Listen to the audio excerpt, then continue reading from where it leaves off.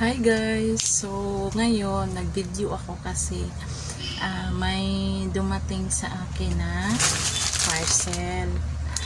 Nakalimutan ko kung sinong nagbigay nito at kung ano ang laman. So, i-video ko na lang para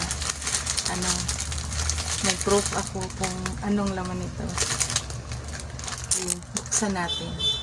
Tapos guys, naalala ko, meron pala akong friend na nag-comment ako sa TikTok niya about sa dun sa video niya. Tapos kinuha niya yung address ko kasi may ibibigay daw siya sa akin. Siguro ito na yun, no?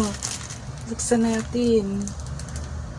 Mamaya ko na i-reveal yung pangalan niya. Gusto ko malaman kasi kung ito ba yun.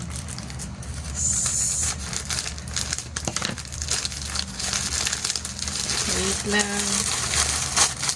Ito na nga. Tadaan! Tadaan! Coffee ko macchiato. Ayan. Ang kwento kasi dito, nag-comment ako doon sa friend ko sa TikTok. Sabi niya, kung gusto ko ba daw.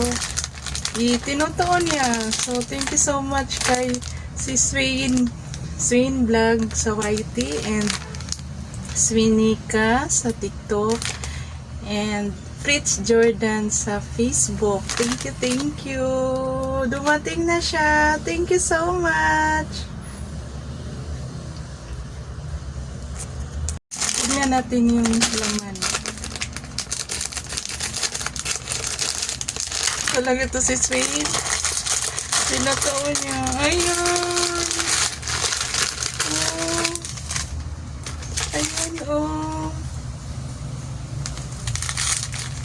Ayan, thank you so much, it's sweet. Thank you so much. Oh, diba? I-try ko to talaga.